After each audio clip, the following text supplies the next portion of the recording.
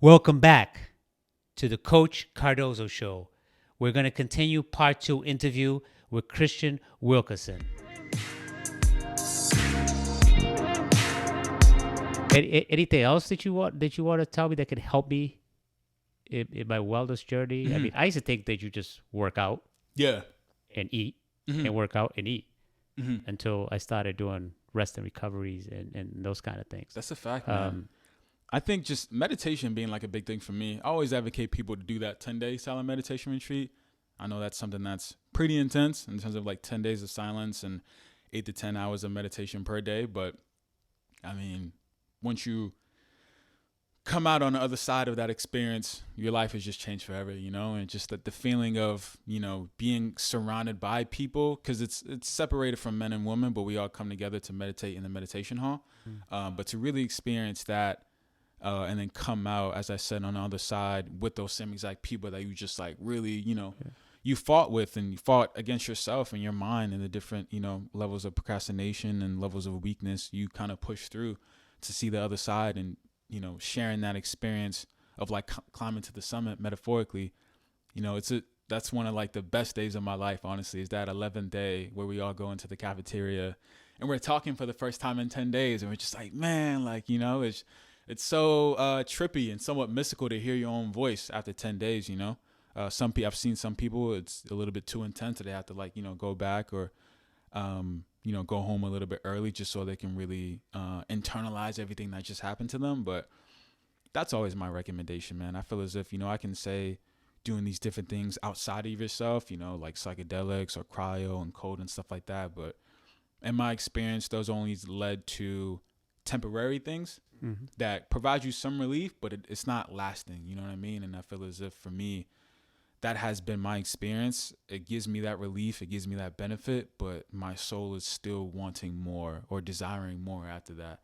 And usually every time I just talk about the words meditation or just connecting with yourself, then, that desire slowly kind of diminishes with time. Very powerful. Yeah, man. Very good. That's good. That's good. Mm-hmm. That's really good. I just lost my thought. How about that? Because I was like so deep in what you're saying. Now, actually, I'm doing a January 3rd. I'm trying to recruit everybody. I'm doing a 3-day water fast. I think Gary Brecka is a guy that's leading. So I'm doing that. He's doing it the 21st, but I'm going to do it January 3rd for 3 days. And I notice a lot of times when I do eat junk, I have like a food hangover the next day. Kind of like you was talking about. Yeah, exactly. Yeah, and that makes sense. And then it got to the point where I'm like, why am I doing this if it's going to hurt me? Have you ever done any of those water fast or fasting? And how long have you done it for? I've done a lot actually. I remember weighing like 211 pounds, and I got myself all the way down to 156. And I was like really, really skinny. My family thought I was like sick and stuff like that. And I'm like, no, I'm actually the complete opposite. You know what I mean? But the longest water fast I've done, I think, was about in 2018. It was a 5-day water fast. And that was just off the whim. I think that's when I just first discovered, spirituality and grounding myself, go out into nature. I would like take off my shirt and like, go out in nature at like 10, 11 o'clock in the morning and like try to find my way around a little bit, just boosting my senses and boosting my navigation abilities. Very kind of like some Jungle Boy-ish kind of stuff, you know what I mean? Got lost in that sauce really, really deep during that time. But that is, but yeah, the 5-day water fast, that was the longest. And then I did, usually at the beginning of every single year, I think in 2022, January, I believe I did a 12-day juice fast. And then I did a 7-day juice fast in November last month. No, October, excuse me. I did that for a little bit, like celery, apples, like pretty much whatever fruit and vegetable kind of concoctions that I like to make for myself. But yeah, I've done a couple, but only a 5-day water fast specifically. Yeah. I'm not to the point where I want to do dry fasting as of yet, but that's like pretty intense. I plan to do the 3. I mean, I've done the crazy thing.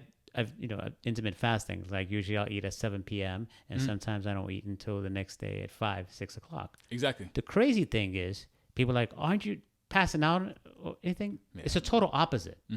Once you pass that 9 a.m. or whatever it is you need to do, then you get a burst of energy. It's a whole different world. For real. I mean, our human body is incredible. The human body is incredible. And the most intelligent thing on the world. Yeah, you might know this yet or might not know, but I'm completely brainwashed with this whole growth, self-development, take care of your body. I just believe way more in myself, and I believe I have the ability to do that. If you had told me one time, I'm going to starve myself for 3 days, I'd be like, you're out of your mind. Exactly. I mean, maybe half an hour if I can. Right. But I see the benefits of it, you know, and spiritually and all that. I'm trying to understand what it really means, but, you know, I'm pretty excited on this journey that we're going, because you take care of yourself, responsible for yourself, take accountability for your actions, and there can be bad food out there, but no one's forcing us to eat it. No. Would you agree? Absolutely, man. No one's kind of like has a gun to your head telling you to do these things. So I think it's just you yourself, and that's like the battle that we all kind of got to push through every single day to really master that, or get close to that level of mastery as much as possible when this is all said and done. So you would say that the mind is probably the most important in everything, the meditation. I mean, I probably been meditating. I never done one of your retreats, but I've been meditating probably since 2016. And at first I was like, this is a joke. What's the point? But, you know, I read a lot of stuff from Dr. Joe Dispenza, and he talks about, it's about controlling your mind, controlling your body. Sit down. You know, I used to think you need to sit Indian style, so I can, crisscross applesauce I can't do to that. meditate. And then, you know, he was like, no, you just sit somewhere on your couch and just stare at a wall for 10 minutes and be aware of what's going on inside your mind. You know, I think you gave me some tips on meditating. You want to run that through? Did I? Yes. I give you a lot of tips. Yes, you do. Likewise Dude, as well. Yes, you give me a lot of tips. And likewise I mean, as if I well. can walk around with this, I'll have like 30 episodes with you. I mean, it's just, but yeah, you did tell me, I think you tell me something about how you work a whole cycle through your body. So pretty much with that meditation habit and that tips and trick that I was kind of breaking down to you with Vipassana, I like to really just focus on my sensations from pretty much like my feet, working my way all the way up, you know, bringing my awareness to like my heel, the middle of my foot, to my toes, and then going towards like the ankles, the calves and stuff like that. And then as soon as I recognize the thought about whatever a thought may bring into my mind at that time, try my best to notice it. Or whenever my mind notices it, I notice it, and then I bring my attention back to those bodily sensations, and kind of keep doing that. And the more that I've, been able to practice, and a lot of other people can relate to this who practice meditation, is that the space in between my attentiveness and my awareness of my body and some outside thought about some random subject just begins to diminish with time. And then that's when I'm able to like really go into like a flow state, transcendental state, whatever you want to call it. And that's kind of what it's all about, just increasing that focusness, increasing that attentiveness. And like Dr. Joe Dispenza talks about, increasing that attention, because where energy flows, attention goes, and energy is just, everything in life. So, yeah. How old are you? 26. Okay. We're thinking, you're sure you're not like 7 years old stuck in a 26-year-old body? Dude, because your knowledge, I mean, as we talking, the producer was talking about you on the way here, and she's probably thinking like, this guy, what is the guy, 60, 70? I'm like, no, he's young, and because you have a lot of knowledge. Obviously, you worked at it. See, that's what we go through. Growth is intentional. Absolutely, man. And you work on it day in, day out. It's like, you tell me how great you're doing in trading. But you've been putting in the time for it. That's a fact, absolutely. And that's all part of the, the trading and working on yourself. So what has anything, the reason I ask this, has anything really happened in your life that kind of like was like a bad thing at the time that kind of became a blessing, that you kind of like grew and learned from it? Yeah, I think, you know I was going to ask that question. No. Usually that's like, everyone has like that catalyst, that villain arc story that allows them to be the superhero, But I feel like for me, it was definitely ayahuasca being one of them. I remember when I first did ayahuasca in 2018, kind of had like an ego death or like a bad experience afterwards, simply just because I didn't really know too much about integration. So I wasn't able to integrate properly. And that was like my first time ever trying any psychedelic at that point. So what a way to like just completely fuck everything up, from spiritually and just from a whole entire increase of consciousness. It was like a rude awakening, if you will. And that really happened intensely. So that was like, I had myself in the dumps and dealt with a lot of like depression. But at the time, it was depression. But now as I look forward to it, it was just an awakening, and sometimes you're just like shedding the skin of something that no longer belongs to me. That's always a painful process. But in the moment, I did not see that whatsoever. And then, from that, I feel as if it wasn't for my ayahuasca experience, I would have never did my 10-day silent meditation retreat and then another one after that. And then I would have never kind of went plant-based for a little bit. Now I'm not plant-based, but during that time I was fasting and stuff like that. And just the whole context and ecosystem of spirituality that, would have never happened if I never did ayahuasca. So that was something that was kind of like a catalyst or like a storm that kind of happened in my life that I didn't really feel good about. That really just changed my life completely. And I'm sure you can like relate to that. Yeah. As I'm sure you'll get into at one point on your Yeah. podcast. I'm excited for that episode, by the way. But as far as, and another one, I think, with this girl I was talking to for a little bit, I think like most men, they always have that, that companion that just really, puts them down in the dumps or vice versa for that mind. So I think for me, that was just tough going through heartbreak and like going back and forth through like this toxic kind of relationship that we had went through. And then just being able to find myself within that, putting myself together on what does it mean to love a woman as a man and not really having a father in my life. I don't know what that looks like. I don't come from a household to where marriage is celebrated or even respected or even relationships for that matter. You know what I mean? So it was something that I really had to navigate through my own and research and really kind of understand what does that mean to respect the feminine as a masculine and vice versa.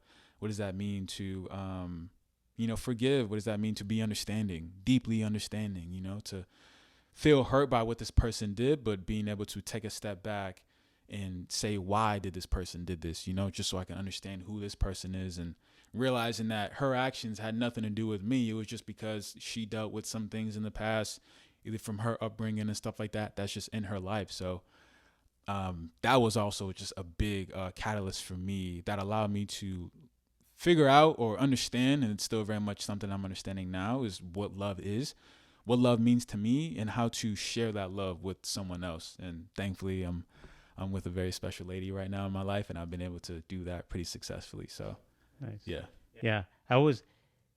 I'm very excited to do this interview. One thing I wanted to say, ayahuasca retreat, the ego death. It's intense, man. It's a must do. Yeah. If you're looking at YouTube, it's a must do. I'm 52 years old. I never thought the day would come that I would go be a week somewhere and do an ayahuasca retreat. It's an ego death. You totally start to forgive about yourself. You start to be more grateful. You start to build more confident. There is no way. It's one of those things you pretty much cannot explain. And I remember telling Christian I was going to go do it, and I told him I did not understand what's the word? Paradigm. Yeah, I didn't really understand the paradigm shift. I read about it, and he goes, "Oh, you will after that." And it's amazing. It's just really, it's all, how some countries make everyone go to military? I think everyone should do an ayahuasca retreat. I honestly believe that. Any loved ones should definitely do it. Would you agree? I felt like that way when I first experienced it. And then as I dove into like the spiritual realm and stuff like that, I feel like one thing I heard from this, I think it was like a 5-MeO DMT panel that I was watching online. It was like psychedelics are for healthy people, for people that already have that foundation and wish to expand upon that foundation. And then, that level, or that increase of consciousness that they wish to experience. I feel as if psychedelics can really grant that wish for you. I feel like for people who are forcefully thrown into it, like a party and have like a bad acid experience, they get pretty traumatized after that. So I feel as if it's definitely more for healthy people.